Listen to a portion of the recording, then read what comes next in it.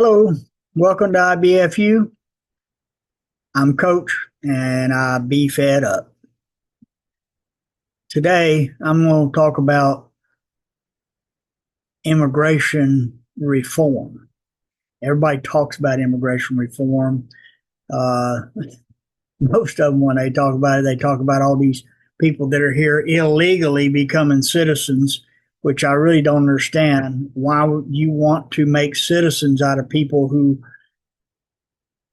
came here by breaking laws here, and then tell me they're law-abiding citizens? And somehow that just doesn't make sense. But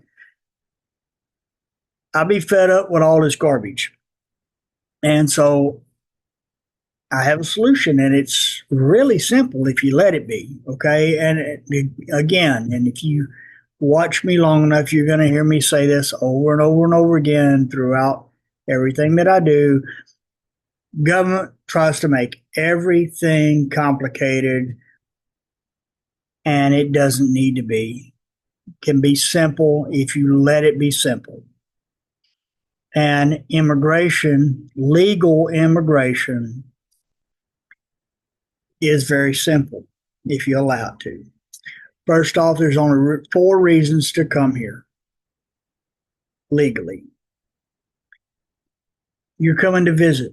You have family here. You have, you're coming on vacation, whatever. You're coming here to visit. You're going to be here for this amount of time, and then you're going to leave.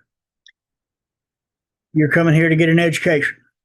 Okay, you're going to come, you're enrolled in a college, and you're going to get your education. And after that, you're going to go back to wherever your home was or is. You're coming here to work. Okay, I got a job.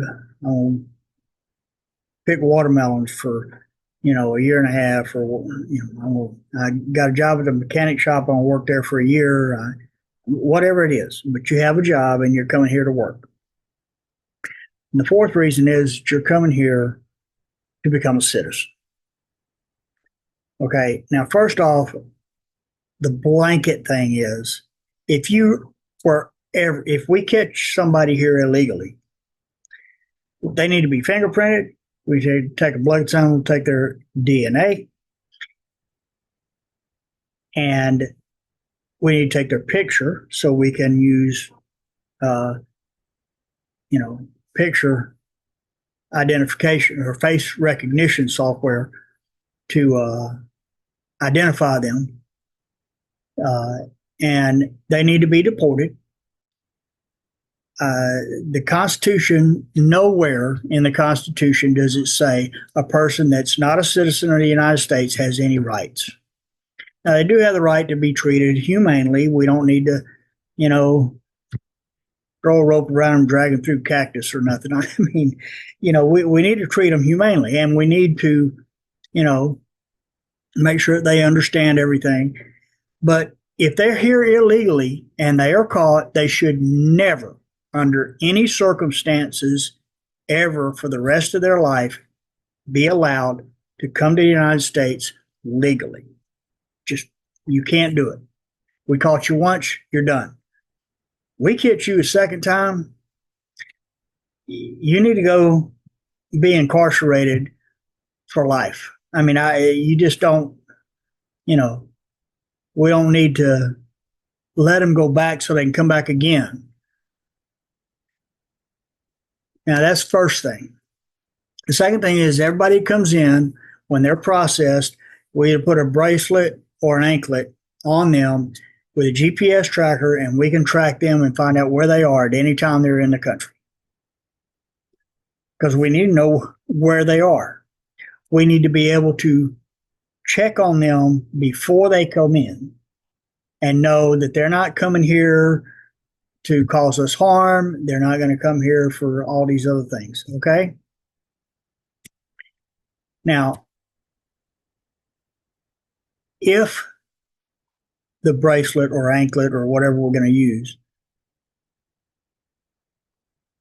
breaks and comes off, they need to understand they need to stop right where they are, because it's going to send an alarm to the nearest law enforcement office, to Border Patrol, to ICE, I mean, whoever, whichever agencies need to get that information, they need to get it and they need to get it right now and immediately dispatch someone to go there. Once they get there, they say, all right, what happened? Well, I was going through here. It caught on the hinge of this gate. And when I went to forward, it broke it and it fell off. All right. So I stopped, sat down here on this bench, waited for you to get here. All right. Now we fingerprint them and we take their picture, let the face recognition software and the fingerprint make sure that is who it's supposed to be, to make sure that they didn't do that and have somebody else take their place. Okay, so they could go off and do something criminal or something. Just we got to verify that, and we give them a new bracelet with, and just fix it. It's really not that hard. It's not that complicated. We have the technology to do all that. Okay, so if you're coming here to visit, you need to be here no longer than 30 days. We need to know where you're going and what you're doing. Well, I'm here to visit family. Okay, what's their address? Okay, and you're probably going to be in that general area around that town, going to movies and shopping and all that. So we kind of have a general idea where you're going to be. If you're going to be here on vacation, we need to know what your itinerary is. Well, I'm going to Disney World and I'm going to Yosemite National Park. I'm going to whatever. I'm going to Yellowstone and I'm coming back through the Grand Canyon. And all right, so we have kind of a general idea. And as long as you're on that general path, then we'll know. And if you get way off of that, then it needs to send a signal so that we can go find out why you're, because if you change drastically, you need to contact the office of INS or Border Patrol or whoever's going to handle that. You need to contact them and let them know it's not, it's not complicated. It's real simple. Right? But again, only 30 days. Then you have to be back and you check out on the way out. Check out a hotel, you check out of the country. All right. If you're here to work, you need to have a job first. The job is for a specific amount of time. 6 months, a year, 18 months, or 2 years. And, one of those time frames. All right, so you say, all right, I have a job for a year and a half. So you come in, you work for your year and a half. Again, you have the bracelet and the anklet on, the same as always. We don't have to know where you're going all the time, but we know where you've been all the time. And when you get done with your 18 months, you have to leave for 18 months. Now, if you have a job for 18 months and that job, for whatever reason, runs out after 8 months, you still have to leave for the 18 months. Right, so whatever time you say you're going to be here to work, you have to work that whole time, and then you have to leave for that same amount of time. Okay. And then you have to apply to come back.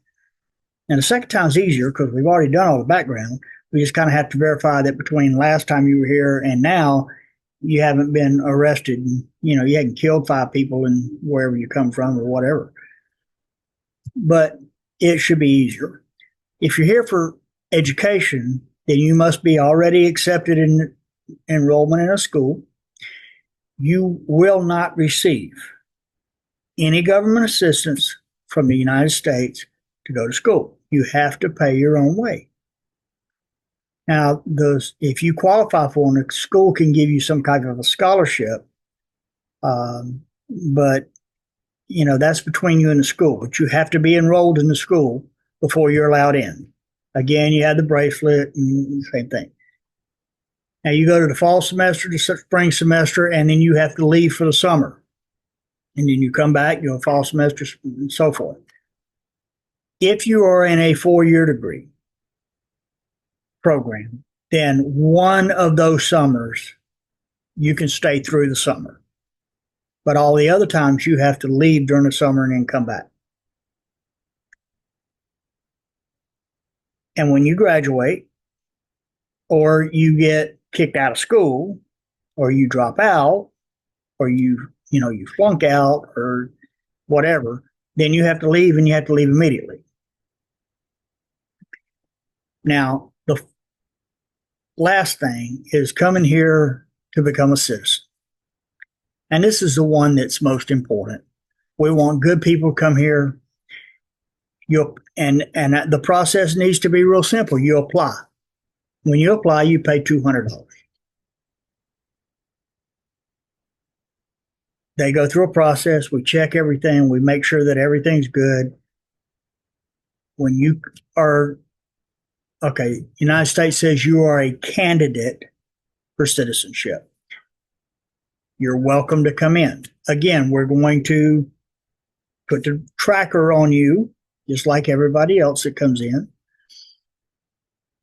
We're going to assign you a liaison. And you're going to pay $200 a month every month, and you have 5 years to complete all of the things that you have to get done to become a citizen. Now, one of those has to be that you learn to read, write, and speak English. Okay. And then you must do all the things that are required now. You have to take certain classes. You have to take a civics test, how our government works, and a history test, or whatever those tests are now. You have to take those, but you have deadlines. And your liaison is responsible for making sure that you meet your deadlines. If you miss a deadline, you leave, you have to start over. And so you meet your deadlines. You pay $200 a month. Now, why is that? Well, the first thing is you pay the $200 to apply, and then that $200 is your first month. Once you get here, it's your first month. Now, that's non-refundable if we deny you, but when you get here, you have you had the first month, and it's the first of every month. All right. So the first month that you're here, that $200 pays that one. And then $200 the first of every month. That helps defray the cost of your liaison and the other things that the government has to do. It also makes sure that you're going to be independent. If you can't afford, if you're not gainfully employed and be able to afford $200 a month, then you're going to be a burden on our system, and you don't need to be here. You need to be productive. And $200 is not much. It comes out over a 5-year period. It comes out to $12,000. People pay $20,000 and $30,000 now to lawyers and still don't get citizenship. So we need to cut the lawyers out of it. They're all, the most of them lawyers are criminals, and they're just taking these people's money and leading and stringing them along. And the whole system is set up to be too complicated. Need to simplify it. I'll be fed up with complex things that don't need to be complex. Okay, Elon Musk will send a spaceship up. The systems that guide the rocket and all that, they need to be complex.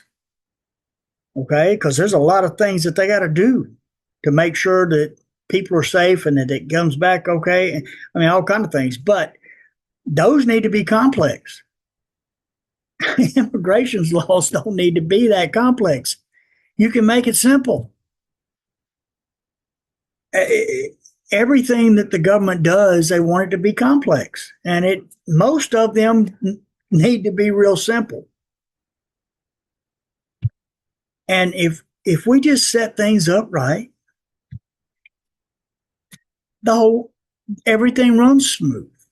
And we get people here. We get, doctors, and we get engineers, and we get laborers, and we get, all these different groups of people from all over the world that add to our society, add to our country, add to our economy, but none of them are a burden on our economy.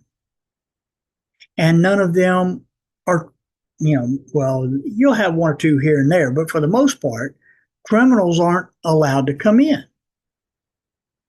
And any time during their stay here, if they break one of our laws, if they're doing other things, they're trying to get an education or they're working or whatever, they just leave. They have to leave. And they can't come back ever. If you're here to be a citizen and you break a law, once you go to court and you're convicted, you have to leave. And after you serve your sentence, you have to leave and you cannot come back. Everybody talks about families, okay? Mother and father, they got 3 kids. 3 kids are minors. Mom and dad get to come in. They're trying to become citizens, and they're working on things. And one of their kids is 14 years old and is arrested and gets convicted of a crime. That kid's going back. Mom and dad can make a decision. Them and the other 2 kids can go with him, or they can stay and send him back by himself and send him to his aunt. But the one that broke the law is leaving. We can't have people coming from other countries coming in here, committing crimes, and then be allowed to stay. But the bottom line is, fixing immigration is not as complicated as Washington wants you to make you think it is. Thanks for listening. I'm Coach, and I'll be fed up.